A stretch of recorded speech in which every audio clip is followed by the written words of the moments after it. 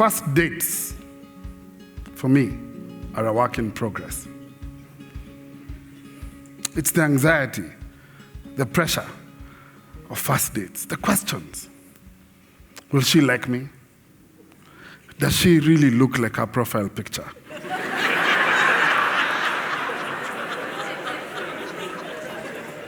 Will she laugh at my jokes? Is it a scam? Do these clothes make me look fat?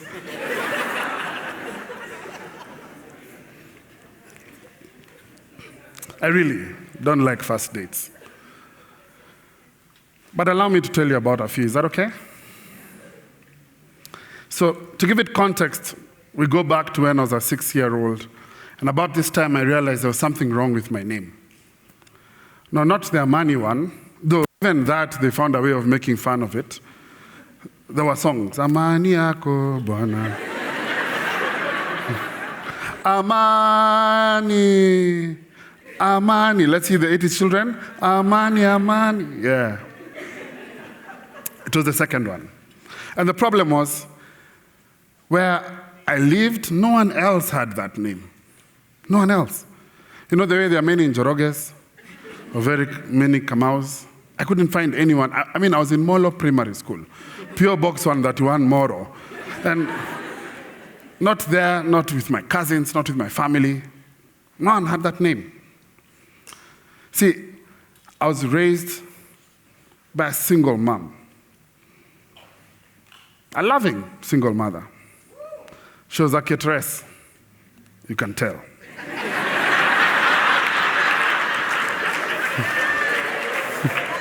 Turned teacher.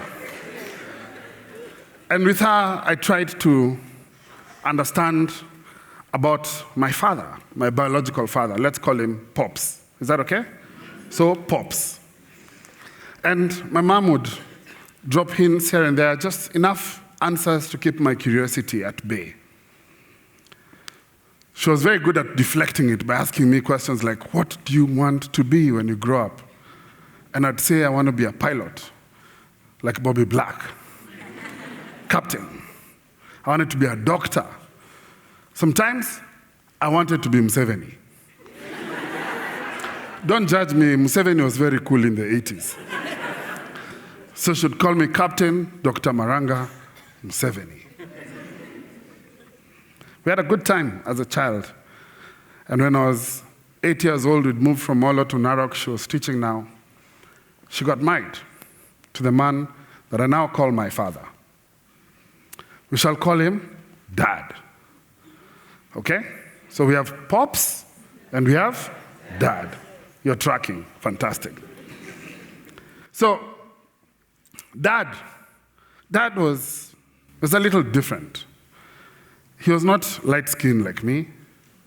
He was a bit dark, like Bobby Black. Okay, sorry, I'll not do it again. I will not do it again. A bit dark, like Bobby Black. And when he came in, he became now the man of the home, a position I'd been used to before. I didn't know it, but, you know, I digress for a second. Men, we know how to do our hierarchy thing. When we meet, we can tell who's the alpha male. And that's why men don't fight.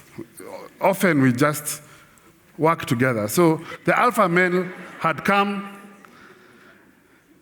I felt like the hostages on that ship in the movie Captain Phillips. You know when the guy got into the captain's deck? Do you remember that? The pirate with the gun, with the AK-47, and he tells the captain, look at me now. Look at me. I am the captain now.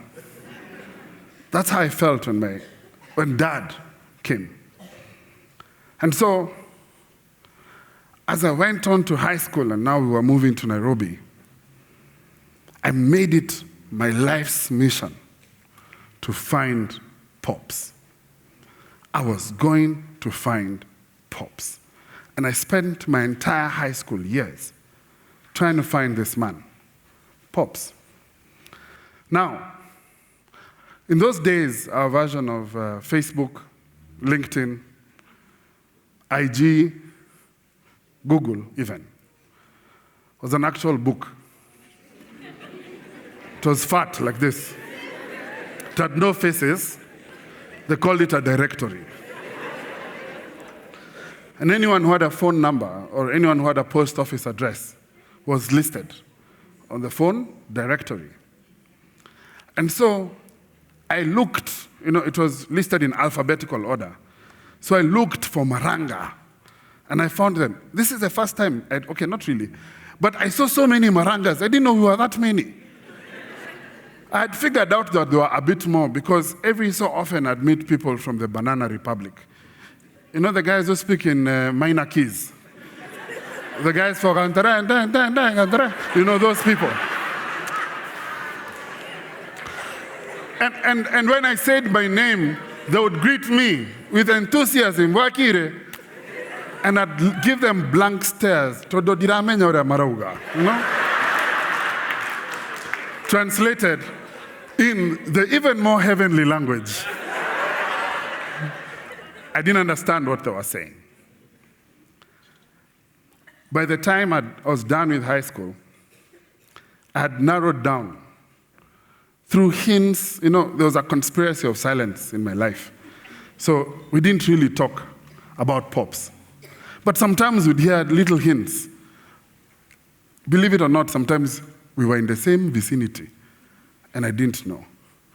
But through these hints, I had narrowed down to 2 possible Marangas in this country from that phone book that could have been pops. So we moved to the year that I leave high school and I'm going to computer college.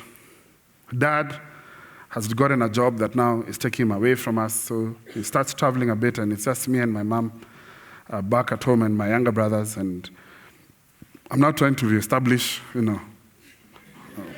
my territory. See, the guy has gone, so now, who's the captain now, anyway? And in one of those fights I was having with my mother, because by now I was a troubled teenager, right? I told her, if I knew my real father, you would not be treating me like this. And she was like, yeah? And as if to prove me right or wrong, I don't know, one of the two, she gave me his phone number. His home phone number. My entire life's search had come down to these 6 digits. I had the opportunity of meeting Pops. Believe it or not, that phone number was one of the 2. If you're looking for a father, I now charge.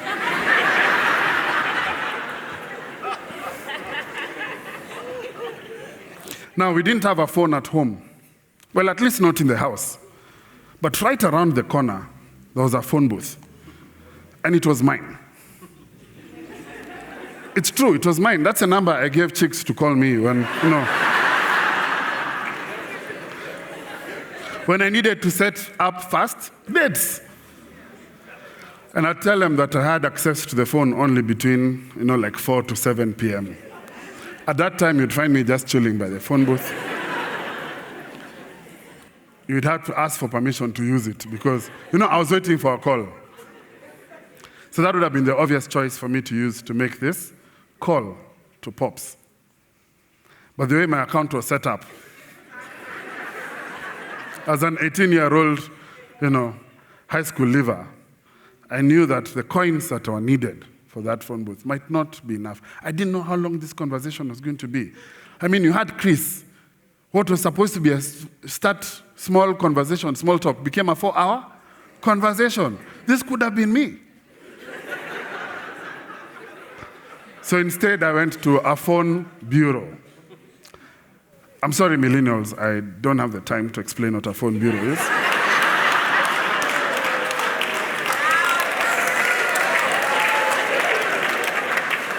But in this way, I could make the call as long as I needed it to be. And so I went and I made this call. And of course, I'm nervous. I'm a bunch of nerves. And, I pick the call, dial the numbers. And a man picks on the other end. And I say, hi, my name is Amani. And he says, No, wait. Say, hi, my name is Amani. Amani Maranga, just so that you know. And he says, I know who you are. How did you get my number?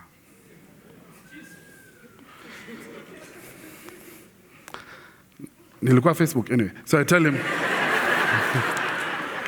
him how I got his number from my mom, and in that conversation, very short, we set up our first date. We set up that first meeting. It was going to be like a week or something, maybe 10 days. He was traveling. Then he'd come back and we'd meet. That week was nerve-wracking. I went to school. Like I said, I was in computer school at the time. I used to go to Buruburu Shopping Center. I'd walk from where we lived in Donholm to Buruburu Shopping Center. And I kid you not, every time I walked, I'd imagine, you look at a grown man and now you think, is my father like this guy? Or is he like this guy? I had the same first date questions. Will he like me? Will he accept me? Is he light-skinned like me? Is he tall? Is he rich? Is this how I finally leave Eastlands?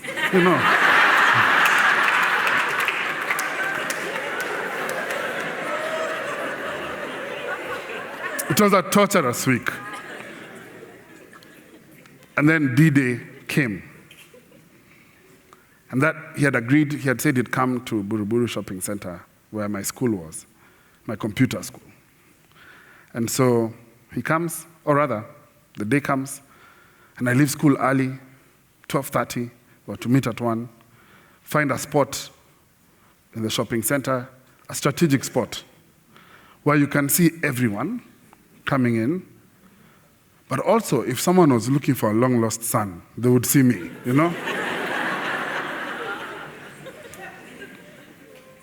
And I waited, and waited, and waited. Kind of felt like Bob Marley. I don't want to wait in vain for your love. And after what seemed like a lifetime, that was only 2 hours, 1 to about 3 o'clock, I decided he's not coming. And so it's time to go home. Because I was still not king of the home, there was a mother. So I don't know if you know the area well, but from Buruburu Shopping Center, if you wanted to go to Donholm and you're walking, at the time there were 2 possible routes. One was through a market called Mtindwa. Then you cross Outer Ring Road into Umoja, then into Tena Estate, and then into Donholm. Or you could walk through Buruburu, through the main road, like a car. Don't laugh. I guys laugh at a sad story. So, walk like a car, phase 3, phase 4, phase 5, cross over a small alley behind Buruburu High School, and then get onto Jogo Road, and then get into Donholm. I figured if the guy was still coming, that's the route you'd use from town, right? And so I walked that way, facing oncoming traffic, looking into every car. I don't know the man, I don't know how he looks like, but I was hoping maybe he'd recognize me, or maybe, would feel that kinship. And as I walked, we got to phase 4. It actually happened. I locked eyes with this guy. And for a moment there, I thought that was him. But he had a woman with him in the car. I was sure it can't be him. Because you don't bring a date to a date. And this one is for the women, okay?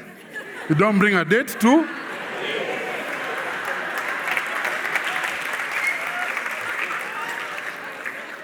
So I continue walking, but the car actually stops behind me. And a man comes out, and he asks me, Amani? Trembling, I answer in the affirmative. And he introduces himself. It was Pops. And so he invites me back into the car. And we drive back to Buruburu Shopping Center, where he buys me some chips. We get back into the car. He introduces me to his wife, who was seated in the front passenger seat. And this is how we got to know each other. I mean, he was seated in the driver's seat, his wife in the front passenger seat. I was at the back eating chips. Thinking to myself, this is a really bad date. I was almost stood up. The food is very basic. There's not much eye contact. And I'm beginning to feel like a third wheel. I've never been a clandé, but sort of felt a bit like that. And after a somewhat emotional conversation, I went back home. Happy I'd met the man, but a little disappointed. I sort of got the feeling this relationship was not going to be what I had imagined it would be. And to be honest, subsequent engagements with him sort of cemented it. I knew I was never really going to be long. And so I had to make a decision. First, to work with the man I had at home. Dad, you remember him? And second, I knew that my identity, this thing I was trying to resolve, was still going to be a work in progress. Fast forward to 2009, and I'm a father of a 2-year-old beautiful girl, and I have a son on the way. The son on the way presented a dilemma. Whom do I name him after? You see, in my culture, a firstborn son is named after the father's father. And so in essence, the question I was asking, who was my father? At this point, Dad and I had started to have a pretty good relationship. I'd figured the man was solid. To be honest and to be fair to him, he had been there. He had been there throughout my stages of life. School, university, going to work, moving out of home. He allowed me license to try anything I wanted. And he said to me, if it doesn't work out, it's okay. I got you. And now I was starting to feel the security of having a father. In fact, years later, not too far, about 5 years later, the man would prove how solid he was when my marriage ended. And he found out before I could tell him. And he summoned me. And we sat, and like a sinner to a priest, I confessed my sins and transgressions. Don't laugh, it was a very shameful experience. And after listening to me patiently just enumerate all the mistakes I'd made in my marriage, he told me, I love you. He told me, despite this, I've always been proud of you. Yet, I still had this dilemma. Whom do I name my son after? Would you like to know whom I named him after?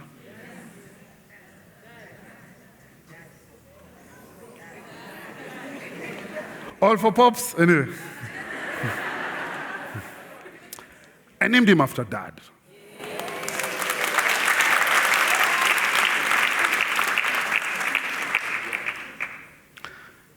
I needed to honor the man who was my father. The man who had stood by me all through these stages of life. You see, I figured if I named him after Pops, yes, would have the continuation of name, but he wouldn't have that relationship that identity needs. But I also knew that if I named him after Dad, I was making a critical decision. because I was, for the first time, publicly acknowledging him as my father. And I'm glad I did it. I'm glad I did it because now, as a father, I know that I have some work to do, that my fatherhood journey is a work in progress. I know that by doing this, I resolved my identity crisis, but I gave my children a chance for them not to have awkward first dates, and especially not an awkward first date with their father or their grandfather, who loves them completely and dearly. And I do this by encouraging them, by letting them know that I have their back. I do this by letting them live their hopes and dreams, just like my father did. And I do this by twice a month taking them on a date. I hope to challenge the fathers here. Though your journey is a work in progress, that you become a good father. And as my friend Simon Bevy says, not just be a good father, but as I aspire, I also want to be great at being a dad. Thank you.